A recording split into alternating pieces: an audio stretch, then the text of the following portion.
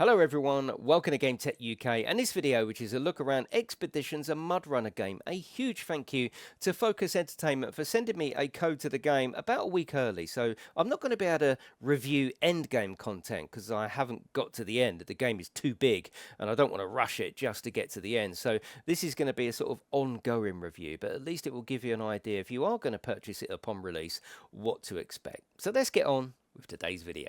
Currently, when you load into the region select, at launch there's 3 different areas: Little Colorado, Arizona and Carpathians. You will also see that there's a list of expeditions underneath. Don't be put off by that and thinking that's all there is in the game.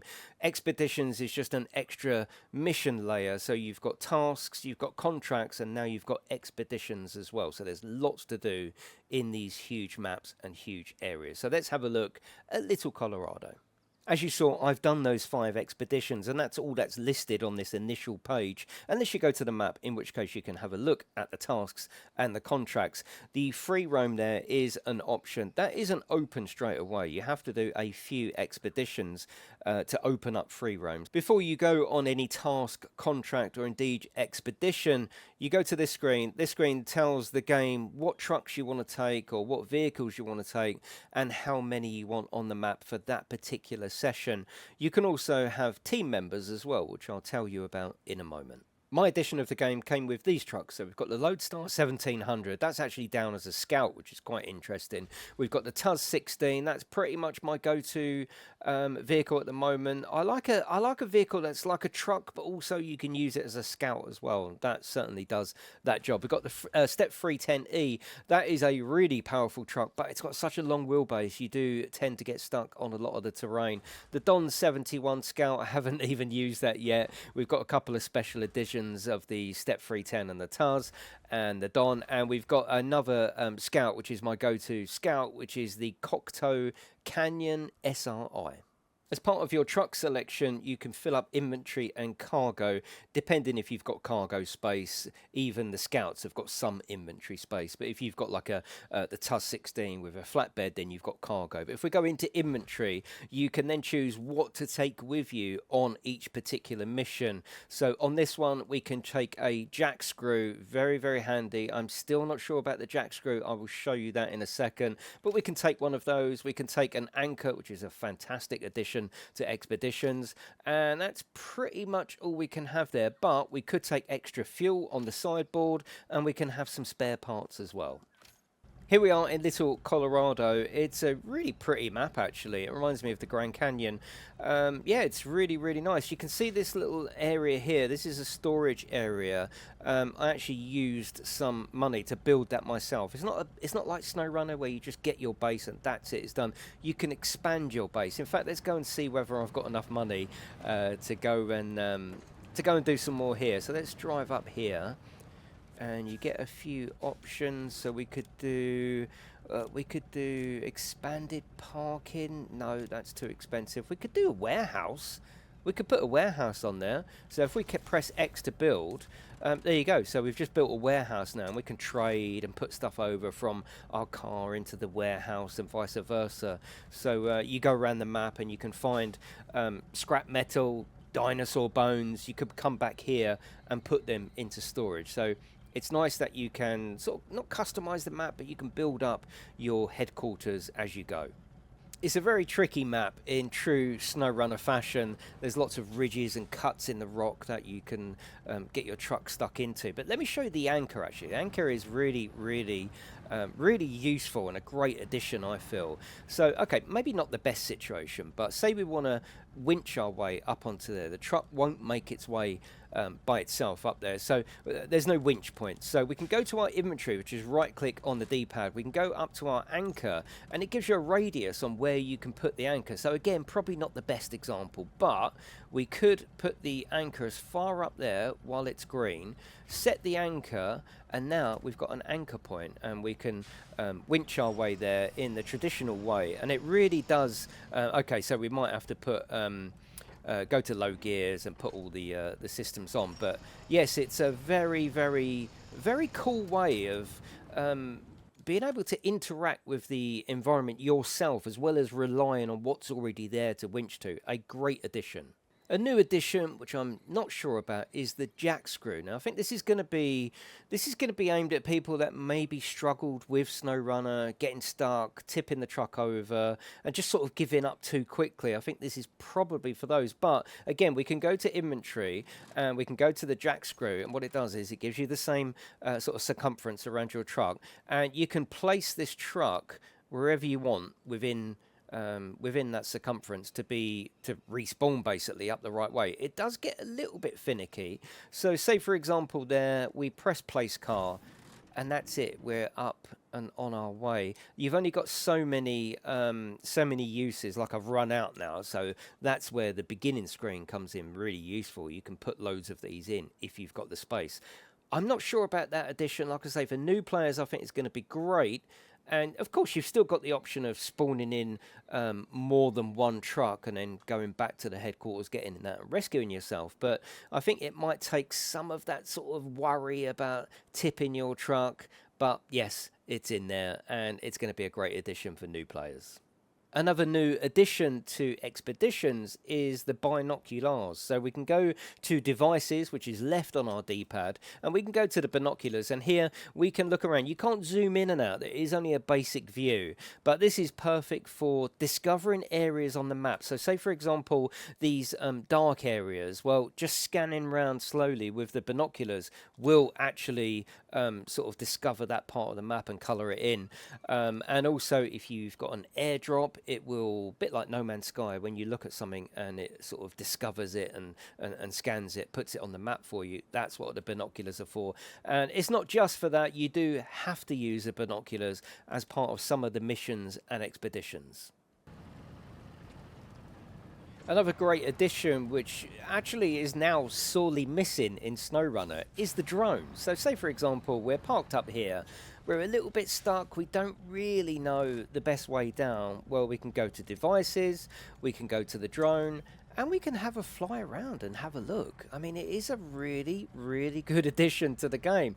So yeah, we can come back here, see our truck, and work out the best way down. And like I say, it's just a really, really good addition to the game. A real almost quality of life addition. Yeah, it's very, very good. So we can see we can come back out and drive all the way around and make our way down that way across the water if we wanted to. Yeah, it's a great addition, and again, you will have to use this as part of some expeditions and missions, but just for sort of general sort of knowing what's around you, just awareness of where you are and what you're heading to. This is a really great addition to expeditions. Some of the menus can initially be a little bit confusing. For example, let's go to Arizona. I've done 5 out of 37 expeditions. So we come up here and you can see in Grand Canyon, actually we've got 4 different maps in this area, and it's not laid out like SnowRunner was where you can see each one. They're actually labeled like this. So we've got Grand Canyon, the Sonoran Desert, Wahweap Bay, and Coconino. So if we go to Grand Canyon, you can see that I've done 5 missions or 5 expeditions.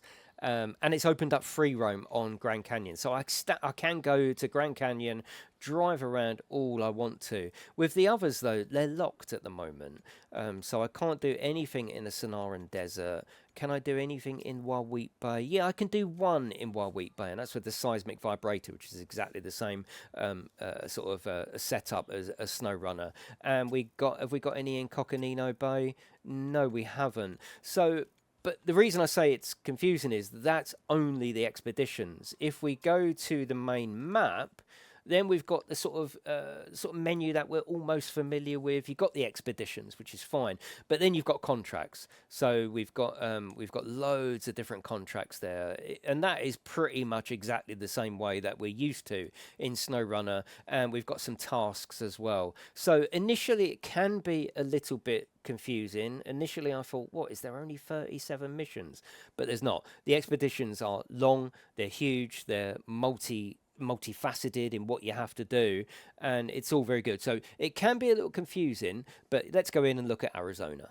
So we're going to take our scout that I showed you earlier, and you can see here that we have got inventory space, but we haven't got cargo space. So in the inventory, I think as a general rule, you're going to be putting the jack screw and an anchor as well. So we'll just go in with that, and then we can deploy. And I think we'll deploy up here. As you can see, I haven't done much of Arizona outside of the expedition. So let's start there. Here we are in Arizona. It looks lovely, doesn't it? It's a really, really pretty map. One addition that we've got here is the echo sounder. So this, you go to devices, left on your D-pad, down to echo sounder, and very similar to Death Stranding, actually. When you press the scan button, it tells you whether the water is green, amber, or red. Obviously, green means that it's not that deep and you can drive through it. Again, just a nice little, almost quality of life addition to your expeditions across the map. I've started to sink into the mud, so we've got some gearing options. They are accessed through R1, so you can see just down on the right you can turn the engine off, you can put the handbrake on. So I'm going to put it into low gear and put fixed diff on, and that should get us out of there. If it doesn't, another addition that we can do, which is new to Expeditions and MudRunner game, is go down on the D-pad, and we can actually change the inflation system of the tyre. So for something like this, maybe having less pressure in there is the order of the day. So we can do that, and yeah, you can get a lot more traction on lower inflated tyres. Now, this is a pre-release version a week before release, so this will probably be fixed. But on the PlayStation 5 version, you can see here that the layer of texture or sort of detail on the ground or the terrain isn't loading properly. You seem to have to sort of go up on the analog, then it loads, then you go back down and it's totally fine. That's probably going to be fixed, but I just thought I'd make you aware. But Arizona is a lovely map, it really is. It has a definite unique feel about it. It doesn't actually feel like any other SnowRunner map, so it makes it feel more unique. And it looks pretty, and yeah, it's a challenge. Let's have a look at Carpathians, which is my absolute favourite part of the game. And the real Carpathians spread over 6 different in real life countries, so I'm sure that this is going to be expanded on. But like Arizona, we've got 4 different map areas. I've done 5 expeditions on here as well, meaning that not everything is open. I've opened up free roam in Slip Rock Swamps, and the next one will be the next expedition, that is Lost Islands in Unshakable Island. We've got Mountain Labyrinths. There's one open there, and on the Dormant Volcano map, which I'm really looking forward to seeing, there is none opened up. But of course, these are just expeditions. If we would go to the mousepad on the PlayStation 5, then we can see that we've got contracts and we've got tasks. So let's get in and see what Carpathians actually looks like. I think one of the reasons why I like Carpathians the most at the moment is because it just feels like SnowRunner. And maybe given time, I will go back to Arizona or Little Colorado and sort of appreciate the sort of gameplay in this game rather than SnowRunner on those maps. But at the moment, it just feels comfortable. It feels like a SnowRunner map. And there's a lot of detail. Look, you can see fish swimming about inside the lake there, and of course we can take the drone up. You know, this is the beautiful thing about it. We can take the drone up. Look how nice that looks. It really, really does look nice. One thing you will notice is that there's not many roads. You know, there really isn't many roads. So far, anyway. Don't forget, I've only played it for, I've played it for a good few hours, but I haven't got into all of the other maps. But it certainly feels like it's mostly terrain. There's very, very minimal roads to go down. But yeah, it's a really, really nice game, and I'm enjoying it a lot. And if you go too far, you get bad signal, of course.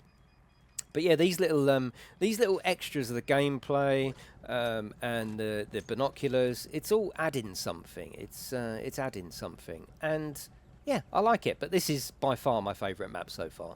We mentioned team members earlier. So say, for example, we want to do this expedition called Whirl of Activity in the Carpathians. We'll select that. Now, over on the left area, it says we need at least 1 trunk. We've already looked at that. But over on the right, we've got team compositions. And the sort of requirements for this mission tells us that we need at least 1 hydrologist. So let's go and have a look at the team members. So over here, it's already labeled the one that we actually need, and you can pick people. Now, these are essentially just perks. So this perk, for example, will give us a minus 100% underwater damage. So that's a massive perk, isn't it? You know, 100% underwater damage. And if we use the binoculars or the drone, it will mark forwards. Other ones, for example, mechanic. Michelle, you can have minus 30% supplies consumption when you're repairing, 15% damage, minus that is, on your truck, and that's an important one, minus 15% consumption on your fuel. There's others as well. This one, for example, gives us 2 extra jack screws, 10-meter scouting zone. They are just perks. They do cost money. You can mix and match. They don't interact with each other or stack that way, but the perks that they've got do come across. So, for example, we could pick the one that the game wants us to pick. That's fine. That's 600. So there's one already in there. Then we can pick an operator, for example. That's got a lot of drone perks, so we can add that as well if we want to. That's another 600 off of our cost. Using those perks as a real-life in-game example, I was on an expedition earlier, and I was using the operator perk, which gave me a lot more height on the drone, enabling me to scan these objects. Now, of course, to start with, the game tells you what operator to use, and hopefully it won't in the future. Or even if you are out just free roaming, picking and choosing those different operators will help you see different things within the game. A small annoyance is that there's no compass on the map. There was always a compass on SnowRunner, so I don't really know which way we're pointing. Also, the icon for the car covers up the vehicle, so it's really hard to see which way we're actually pointing. So it's very easy to get not lost, but disorientated on the map. The one thing that I've done to get around that is to use destination points until they put a compass in there. I don't particularly like using destination points. I don't think they look that immersive, but yeah, we know at least the right way to travel. But it is a bit strange that there's no compass and you can't really see what way you're pointing on the smaller vehicles, at least. There doesn't seem to be a clock either. Now, once you go to the map, you can push down the left analog to skip time. You press that once. I don't know what time it's skipping to, though. So, okay, it's skipped till night time. And then you know, obviously, it's night time, noon, or daytime. So if we was to press it twice more, that should effectively go to daytime. Yeah, but there's no way of knowing that. It is a little bit of guesswork there. Of course, being a new game, there's new menus, which is absolutely fine. In SnowRunner, we normally just go up on the D-pad. Well, up on the D-pad now is the interior view. So whenever I'm trying to do something, I'm permanently going to the interior view. A lot of the menus that we're used to in that quick menu have been spread around. For example, we can just press triangle to hook on to the nearest thing. That's fine. But if we want to actually go into the winch menu, we go to devices and then winch, and then we can choose it in the normal way. That's totally fine. For refueling, for example, that's on L1 now, and it's quite good the way you can do it. It tells you how much fuel you've got on board. I haven't got any extra fuel, and you can go over here and refuel or repair different parts of the actual engine, the gearbox and the tyres, etc. So that's okay as well. Over on the right, if you press down R1, like I showed you earlier, that's where the drive features are and the ignition and the handbrake. So things have been slightly changed around. Things like lights are just a price on the right analog. That turns the lights on. So it's like the quick menu has been scattered across lots of different menus. So I'm not sure that that was the right choice to remove that quick menu. Customizing is very similar to previous SnowRunner and MudRunner games, going into the actual menu, pressing square to customize. And here you can see you've got upgrades, which is like the engine, the gearbox and the tires. We've got exterior upgrades, color changes and stickers. So the actual upgrades are pretty good. Yeah, there's a lot of stuff going on here. Not all of it you can see. That's obviously the fuel tank. You're not going to see that. But we've got roll cages, window guards, braced window guards, heavy fenders, stock fenders. At the rear, we've got a real mounted rack. Got the pickup bed. Oh, that looks cool. I like that. Oh, that looks really good. Now it looks more of a Scout, strangely enough, doesn't it? On the roof, we've got a metal detector. I'm not going to spoil that. That's part of one of the expeditions. And rims we can change. So customizing is absolutely fine and as you would expect it. Overall, I'm really enjoying the game so far. It feels like a fresh take on SnowRunner whilst still keeping its sort of SnowRunner DNA. It still feels like SnowRunner, but just a fresh take on it. There are some strange gameplay choices, like this, for example. You get these little quick time games every now and again that feel a little bit out of place and a little bit pointless, but they're in there. The vehicles feel good. I must say, the vehicles don't feel as connected to the environment as they do in SnowRunner. I don't know what the answer to that is. Maybe that's just getting used to it. Maybe that's because I'm on the starter trucks. I don't know, but it doesn't feel as embedded into the environment as SnowRunner does. But a very, very enjoyable game. I've tried to keep this sort of early review spoiler free. I deliberately haven't spoiled some of the missions for you because there's some great stuff in there to discover. But what I wanted to do was just give you an idea of what to expect if you are going to be buying the game. So thank you very much for watching this review. If you want to subscribe to the channel, there's lots and lots of new content for this game coming, and of course there's hours upon hour of SnowRunner as well. But that is it, everyone. Have a lovely day. Thank you for watching, and I will see you in the next one.